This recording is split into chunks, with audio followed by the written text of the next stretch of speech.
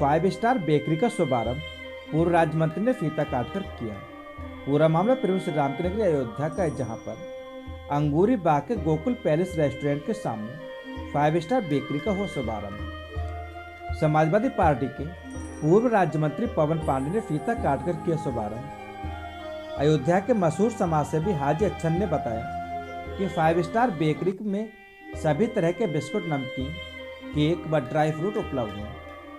अयोध्या वासियों को भीड़भाड़ जाम में नहीं जाना पड़ेगा। इस बेकरी के अंदर सभी तरह के बिस्कुट, नमकीन, चॉकलेट, ड्राई फ्रूट, केक सभी चीज़ें उचित रेट पर मिलेंगी। इस उद्घाटन के अवसर पर हाजी अच्छन ने सभी से अपील की कि एक बार सेवा का अवसर जरूर लें। इस उद्घाटन के अवसर पर समाजवादी पार्टी के पूर्व राज्य मंत्री पवन पांडे, टाटा जामा मस्जिद के इमाम शमसुल कमर मोहम्मद, आजम राइन, हलकारा पुरवा के प्रधान श्यामजी दुबे, समाजसेवी भगवान दीन निषाद, प्रदीप निषाद व अन्य सम्मानित लोग मौजूद रहे। Bureau report Azam Khan, Ayodhya. ये अंगूरी बाग पे हाजी अच्छन साहब ने एक 5 स्टार बेकरी की दुकान खोली है और हाजी अच्छन साहब वो शख्स हैं जो हमेशा हर किसी के दुख सुख में मदद करते हैं और इनका बहुत ही सहयोग रहता है। लेकिन अब इससे लोगों को एक और ज़्यादा सहयोग हो जाएगा। कम से कम यहाँ के लोग जो उनको स्टार जो है मार्केट में जाना पड़ता है भीड़ में, उसके लिए यहाँ पे मार्केट खुल गई है। उनको जो वहाँ सुविधाएं मिलती थी उससे अच्छी सुविधाएं यहाँ मिलेगी, सारी स्टार चीज़ें यहाँ मिलेगी। और इसका उद्घाटन करने के लिए माननीय पूर्व मंत्री पवन पांडे जी आए हुए थे और हमारे शहर के काजी शहर मुफ्ती शमसुल कमर साहब के साथ में इसकी दुआ हुई है। मंत्री जी ने इसका उद्घाटन किया। हम लोग दुआ करते हैं कि अल्लाह पाक जिस तरह से इन्होंने दुकान खोली है खूब तरक्की करे, खूब कामयाबी हो। जिस तरह से इनके दिल में ख्वाहिशें हैं लोगों की मदद करने का एक रास्ता ये भी जरिया ये भी है, जिससे लोगों की मदद होती रहे। और क्या कहना चाहेंगे? हाजी अच्छन साहब की 5 स्टार बेकरी का आज उद्घाटन हुआ है। यहाँ पर फैज़ाबाद के सम्मानित जन मौजूद हैं और निश्चित रूप से बेकरी जन सुविधाओं के लिए हाजी अच्छन साहब ने खोली है। मैं हाजी अच्छन साहब को 5 स्टार बेकरी को इस खोलने के शुभ अवसर पर और आज उसके उद्घाटन अवसर पर ढेर सारी बधाई शुभकामनाएं देता हूं और मुझे पूरा विश्वास है कि हाजी अच्छन साहब की बेकरी जनहित में जनता को सुख सुविधाएं देगी, जनता को अच्छी चीज़ें, अच्छे प्रोडक्ट देगी और जिससे जनता को इसका लाभ मिलेगा। हाजी अच्छन साहब को इस बेकरी के लिए बहुत बहुत बधाई शुभकामनाएं। प्रभु श्री राम की नगरी अयोध्या में धन्यपुर मस्जिद निर्माण के लिए हिंदू समुदाय आगे आ रहा है। वहीं इंडो इस्लामिक कल्चरल फाउंडेशन के ट्रस्टी अरशद अफजाल खान का दावा है कि सबसे पहले 11 चंद हिंदू भाइयों के आए हैं। मस्जिद निर्माण के लिए हिंदू समुदाय कर रहा है गुप्तदान। उनका नाम और धनराशि गुप्त रखा गया है। दरअसल मंदिर मस्जिद विवाद में सुप्रीम कोर्ट के आदेश पर राज्य सरकार ने सुन्नी वक्फ बोर्ड का सोहाबल तहसील के धन्यपुर गांव में दी 5 एकड़ जमीन। नक्शा पास करने की प्रक्रिया विकास प्राधिकरण में लंबित है। बता दें कि जब 9 नवंबर 2019 को सुप्रीम कोर्ट ने श्री राम जन्मभूमि और बाबरी मस्जिद विवाद पर आखिरी फैसला सुनाया था, तब सुन्नी सेंट्रल बोर्ड को मस्जिद बनाने के लिए 5 एकड़ जमीन दी गई। मस्जिद निर्माण के लिए सिर्फ यूपी ही नहीं बल्कि पूरे देश से चंदा आया। ट्रस्ट ने यह रकम गिनी तो हिंदू मुस्लिम सौहार्द की एक नई तस्वीर सामने आई। मस्जिद बनाने के लिए अब तक मिले कुल दान का 40% हिस्सा हिंदुओं ने दिया है, लेकिन फैसले के 3 साल बाद भी मस्जिद निर्माण का काम अटका हुआ है। अयोध्या मस्जिद के ट्रस्टी अरशद खान से बात की तो उन्होंने बताया कि 15 दिन पहले पता चला कि हमें मिली जमीन एग्रीकल्चर यूज वाली है, उसमें कंस्ट्रक्शन नहीं कर सकते। हमने लैंड यूज चेंज करने और उस पर 7 मंजिला बिल्डिंग बनाने के लिए अयोध्या डेवलपमेंट अथॉरिटी को आवेदन दिया है। अधिकारियों के सहयोग से काम पूरा हो रहा है। Bureau report Azam Khan, Ayodhya.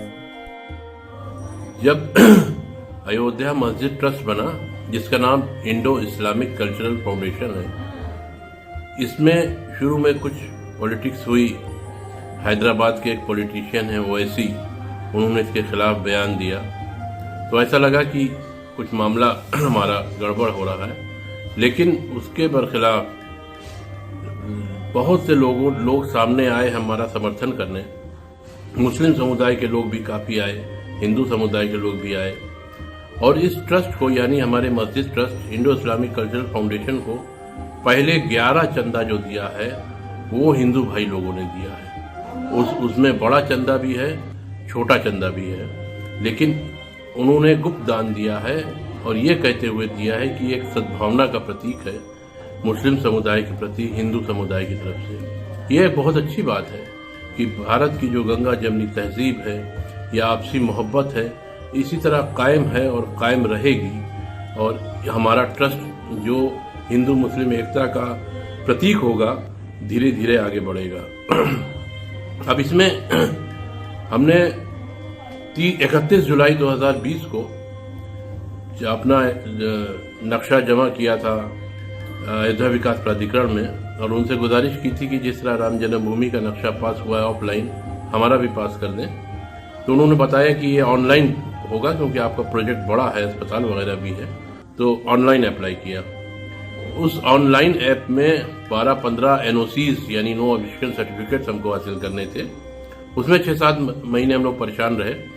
फिर पिछले जुलाई को, इसी साल जुलाई को, एक डेलीगेशन जिसमें हमारे चेयरमैन साहब जुफर फारूकी साहब, सेक्रेटरी अतर हुसैन साहब शामिल थे, अयोध्या विकास प्राधिकरण के वाइस चेयरमैन विशाल सिंह साहब से मिले और उनसे गुजारिश किया कि जितने NOC हैं आप खुद मंगा लीजिए, कंसर्न डिपार्टमेंट को चिट्ठी लिखिए और वो आ जाए। तो उन्होंने ऐसे ही किया। फिर इसमें अयोध्या के DM नीतीश कुमार साहब भी मैं बड़ा शुक्रगुजार हूँ कि वो एक्टिव हुए, उन्होंने एक ADM को डिप्यूट करके सारी NOCs मंगाई। मगर फायर डिपार्टमेंट की NOC जो आई उसमें उन्होंने ऑब्जेक्शन ये लगा दिया कि अप्रोच रोड 12 मीटर की होनी चाहिए जो 5 या 6 मीटर की है। उसको भी जिला प्रशासन ने अयोध्या के सॉर्ट आउट किया और ज़मीनें आइडेंटिफाई किया कि ये ज़मीन सरकारी है चारों तरफ, रोड के दोनों तरफ जो रोड बन जाएगी। पूरी अयोध्या में अराजकता है, लूट है। भारतीय जनता पार्टी और योगी आदित्यनाथ जी की सरकार पूरी अराजकता और लूट का माहौल अयोध्या में बनाए हुए हैं। व्यापारी त्रस्त हैं। यही जब 2022 का चुनाव था तो भारतीय जनता पार्टी के एक डिप्टी CM हुआ करते थे, आज पता नहीं कहाँ हैं। आ करके इसी अयोध्या में वादा करके गए थे किसी व्यापारी की दुकान नहीं टूटेगी, किसी का नुकसान नहीं होने पाएगा।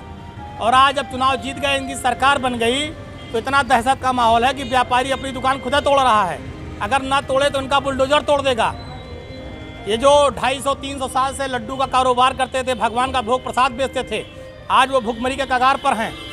उनके बच्चों की फीस कहाँ से जाएगी, इसकी चिंता भारतीय जनता पार्टी को नहीं है। ये केवल राम के नाम पर लूट मचाए हैं, राम के नाम पर कारोबार और व्यवसाय कर रहे हैं, जिसका हमने पहले भी पुरजोर विरोध किया था, आज भी करता हूँ। हम चौड़ीकरण के खिलाफ नहीं हैं। सड़क चौड़ी होनी चाहिए, सड़कें अच्छी होनी चाहिए, लेकिन किसी के मकान दुकान को अगर आप हटा रहे हैं तो उसे आप उचित मुआवजा दीजिए, उसके कारोबार को कहीं पर अच्छी जगह व्यवस्थित करिए। आप बताइए, जिनको आप हटा दे रहे हैं उनके परिवार का क्या होगा? उनके बच्चे की फीस, माता पिता की दवाई, रोजी रोटी, सब्जी दाल चावल कहाँ से आएगा? सरकार थोड़े देगी। तो एक तरह से अयोध्या के व्यापारियों और आम जनता के हाथ में कटोरा देने का जो ठेका भाजपा ने लिया था, उस काम को पूरा कर रहे हैं। मंत्री जी, सबसे बड़ी बात है, भाजपा न्यायालय को मानता है? ये तो सवाल आपको प्रदेश के मुख्यमंत्री और यहाँ के अधिकारियों और नेताओं से पूछना चाहिए कि उनकी आस्था न्यायालय में है, क्या वो संविधान को मानते हैं? भारतीय जनता पार्टी तो वो पार्टी है जो हमेशा संविधान और कानून को तोड़ने की ही पार्टी है।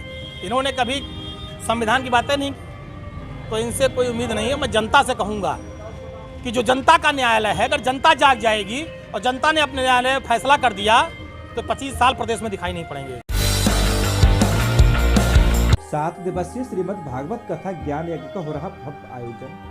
पूरा मामला प्रभु श्री राम की नगरी अयोध्या का, जहां पर शहर की मोहन स्वीट्स एवं बेकर्स के द्वारा 7 दिवसीय श्रीमद् भागवत कथा ज्ञान यज्ञ का भव्य आयोजन नगर निगम परिसर के अंदर लेडीज क्लब में किया जा रहा है। यह कथा मोहन स्वीट्स एंड बेकर्स के आयोजक राजेंद्र गुप्ता के द्वारा की जा रही है, जिसमें श्रीमद् भागवत कथा की संगीतमय प्रस्तुति श्रीधाम वृंदावन से पधारे श्री हितेंद्र कृष्ण जी महाराज के द्वारा कथा सुनाई जा रही है।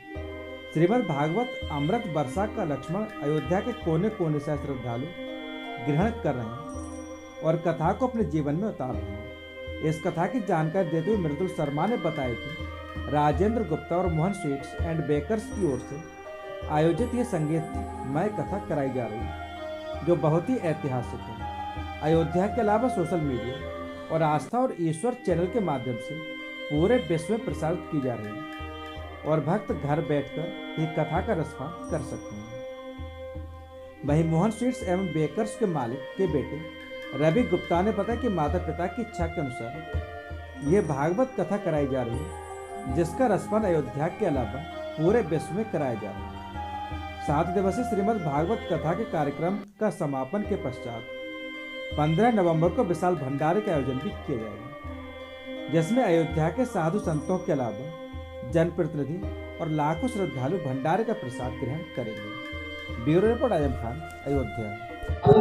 इसका देखिए कि अभी मोहन परिवार द्वारा बड़ी सुंदर कार्यक्रम का आयोजन किया जा रहा है और जिसके आयोजक हैं राजेंद्र कुमार गुप्ता जी, जिनका बड़ा सुंदर मिष्ठान भंडार आपके क्षेत्र में है मोहन परिवार के नाम से, और उन्हीं के द्वारा भागवत कथा का आयोजन किया जा रहा है। ये आयोजन 7 दिवसीय आयोजन है और वृंदावन से परम पूज्य श्री हितेंद्र कृष्ण जी महाराज यहाँ भागवत कथा का रसपान कराने के लिए सभी लोगों को पधारे हैं और आज इस श्रीमद् भागवत कथा के 6वें दिवस की कथा का हम सभी लोग आनंद ले रहे हैं। विगत 5 दिवस पहले हम सभी कथा का आनंद ले चुके हैं और देखा जा रहा है कि आप थोड़ा रात्रि के समय तक थोड़ा सा रुकेंगे तो इस पंडाल में पैर रखने के लिए जगह बिल्कुल भी जगह नहीं मिलती है। पूरा पंडाल पब्लिक से, भक्तों से भरा हुआ रहता है। तो इसी कार्यक्रम का आयोजक हमारे भैया भी हैं, तो इन परिवार को भी सभी को बहुत बहुत धन्यवाद जो इतना सुंदर आयोजन उन्होंने आप सभी के लिए कराया, आप सभी अयोध्या वासियों के लिए कराया और ठाकुर जी से प्रार्थना है कि इसी प्रकार के आयोजन आपकी अयोध्या की नगरी में होते रहें।